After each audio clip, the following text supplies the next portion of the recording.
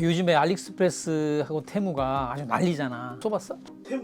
테무로 등산화 한번 구매해봤어요. 얼마야? 테무로 10,000원에 구매했어요. 그걸로 등산을 다녀왔는데 어디? 북한산. 와. 그런데 다녀오고 나서 관절이 너무 아프더라고요. 쿠션감이 없어가지고 다시는 안 쓰지 않을까. 그러면 10,000원 주고 샀는데 한 번 쓰고 버린단 말이야? 사실상 일회용. 와, 이거 무작 비싼 거네 그러면.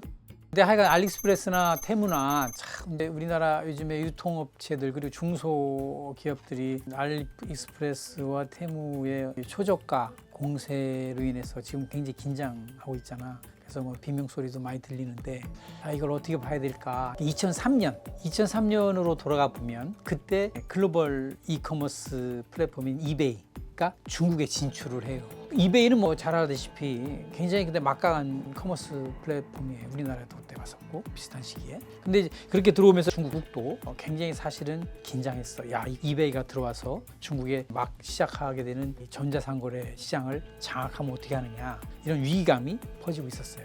바로 그때 등장한 게 알리바바의 타오바오예요. 알리바바는 그 이전에는 B2B만 했었어.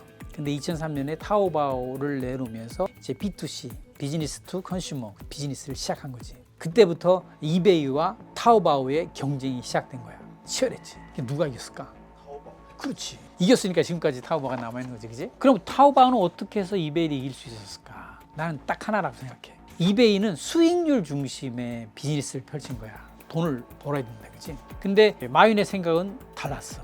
일단은 마켓시어가 중요하다. 일단 고객을 많이 확보해야 된다. 이제 그렇게 나간 거지. 그래서 타오바오는 입점 수수료도 받지 않았어. 광고료도 받지 않고. 그러다 보니까 중국의 많은 중소기업들이 타오바오에 더욱더 많이 들어오게 된 거지. 그러다 보니까 싼 가격의 제품들이 많이 올라가게 됐고 또 소비자들도 타오바오에 더 많이 가게 됐고 그 경쟁이 4년 동안 지속된 거야. 그러다가 2007년에 결국 이베이가 못 견디고 중국 시장을 나가요. 그때 이후로 이제 타오바오가 중국 이커머스 시장을 주도를 하게 되는데 이베이가 나가자마자 타오바오가 드디어 마각을 들어요. 입점 수수료 받기 시작하고 광고료 다 받고 그리고 제품 위로 올려주는 그 비용도 받고 그런 식으로 해서 결국 시장을 먹는 거지. 알리익스프레스가 지금 국내에서 국내 업체들 입점 수수료 안 받고 그러잖아. 자기들 손해를 보고 있는데도 행사도 많이 하고 그게 바로 옛날 마윈이 20년 전에 썼던 그 방법 그대로야. 마윈이 2014년에 이런 얘기를 해. IT 시대가 지나가고 있다. 이제는 DT 시대다. 그게 뭐냐면 데이터 테크놀로지가 비즈니스의 중심이 되는 그런 시대가 되어가고 있다. 이런 얘기를 한 거야. 다른 기업들은 전부 다 어떻게 하면 IT, 그러니까 바로 정보 처리 속도를 빠르게 할 수 있을까? 이런 거에 고민하고 있었을 때 마윈은 어떻게 하면 고객 정보를 체계화하고 그걸 빅데이터로 쌓아서 그거를 비즈니스에 응용할까? 이거를 계속 고민한 거지. 그게 어떻게 나타나냐면 이런 식이에요. 작년 11월 11일 샹스이 쇼핑 축제가 벌어졌단 말이지. 그날 하루 중국 전역에서 발생했던 그 소포 배송 건수가 한 6억 3천만 건 정도 돼. 어마어마한 규모잖아, 그지? 근데 그 6억 3천만 건의 소포가 24시간 안에 거의 다 배송이 끝나요. 예를 들면 이런 거지. 나는 페루공장 하얼빈시에 살고 있는 소비자야. 근데 오늘 아침에 저 광둥성에서 생산되는 나이키 신발을 주문을 했어. 근데 오후에 딱 배달이 되는 거야. 근데 하얼빈시하고 저 광둥성 똥관 이런 데하고 거리가 대략 한 3,000km가 넘는단 말이지. 그 3,000km 넘는 거리를 어떻게 아침에 주문했는데 오후에 배달 받을 수 있냐 말이지. 그게 바로 데이터의 힘이에요. 빅데이터의 힘이야. 알리바바의 빅데이터는 이날 하얼빈에서 광둥 똥관에서 만든 나이키가 몇 켤레 주문이 올지를 예상하는 거지. 그럼 그 예상에 따라서 사전에 그 분량의 나이키 신발을 하얼빈 시내에 있는 재고 창고에 갖다 놓는 거야. 그러면 그날 주문이 들어오면 바로 갖다 주면 되잖아. 중국 유통업계에 또 한 번의 변화가 오는데 2016년 마윈이 신유통이라는 걸 제기해. 신유통이 뭐냐면 온오프라인의 통합, 빠른 배송, 100% 페이 결제 이걸 특징으로 해요.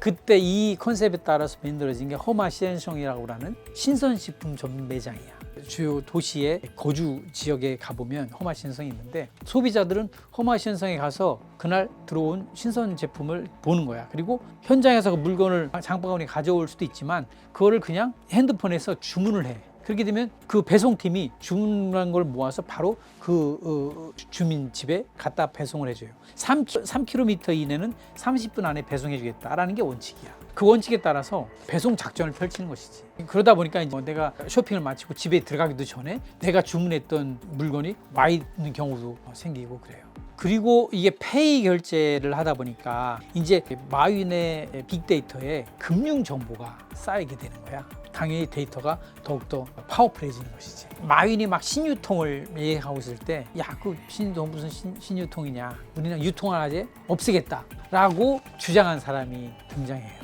그 사람이 바로 핀토토를 만든 황정이에요. 구글 출신 엔지니어인데, 그 핀토토는 소비자하고 공장하고 직접 연결시켜주는 방식의 비즈니스 모델을 개발을 해요. 그러니까 말하자면 중간 유통 단계를 완전히 없애버린 거야. MD가 필요 없어. 재고 창구도 필요 없어. 그러다 보니까 제품 가격을 크게 내릴 수 있었지. 그리고 핀토토는 또 공동 구매 방식을 또 기획해요. 여러 명이 함께 주문을 하게 되면, 함께 모아서 주문을 하게 되면 더 깎아줘. 그러다 보니까 훨씬 더 가격을 다운시킬 수 있었고 초저가가 나오게 되는 거야. 그 핀토토가 만든 게 테무예요. 우리나라 마켓시어를 보면 뭐 쿠팡 있고 알리익스프레스가 있고 뭐 테무 있고 이렇게 되잖아. 근데 많은 사람들이 테무가 더 무서운 존재다 이렇게 얘기하고 있잖아. 그것 때문에 그래요.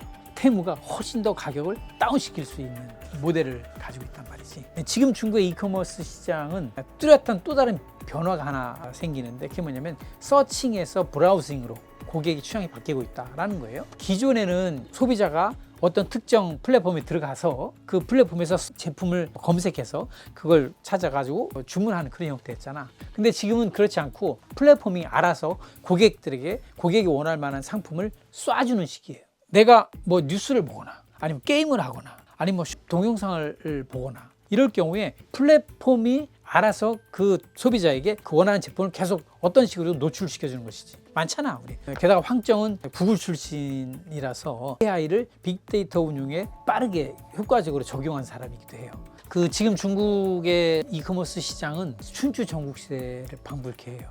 그러니까 기존에는 타오바오가 시장의 한 80%를 좌우할 때가 있었어. 근데 지금 타오바오는 한 50%로 떨어졌어요. 그 나머지 업체들이 크게 성장하고 경쟁이 치열하다는 거야. 근데 다양한 형태의 이커머스 기법이 등장했어. 예를 들면 뭐 틱톡 같은 경우에는 쇼트 동영상에서 시작해서 전자상거래로 발전하는 업체고, 또 뭐 특정 산업을 바탕으로 한 전자상거래 업체들도, 예를 들면 쉬인 같은 경우에는 의류 분야 전문 플랫폼이고, 위챗 같은 거 이런 걸 통해서 본 라이브 커머스도 굉장히 많잖아. 그 치열한 경쟁을 뚫고 해외로 나온 플랫폼이 알리익스프레스, 테무, 쉬인, 틱톡샵 등등이야. 그들이 지금 우리나라 시장을 공략하고 있는 것이지.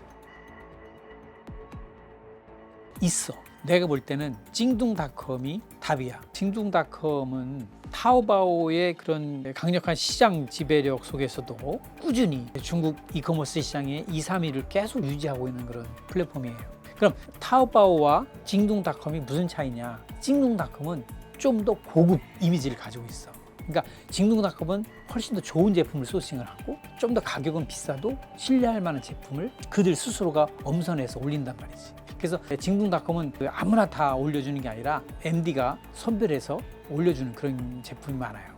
그러다 보니까 징둥닷컴은 비교적 믿을만하다라고는 인식이 소비자들 사이에서 심어진 거야. 결국 플랫폼 비즈니스는 신뢰야. 누가 더 소비자에게 신뢰를 주느냐, 그거거든. 근데 지금 알리익스프레스나 테무나 아까 우리 등산화에서 봤듯이 소비자들의 신뢰를 확보하기가 쉽지 않아요. 오늘 10,000원 주고 샀는데 한 번 쓰고 버려야 돼. 그럼 또 사고 싶겠어? 그게 아니잖아.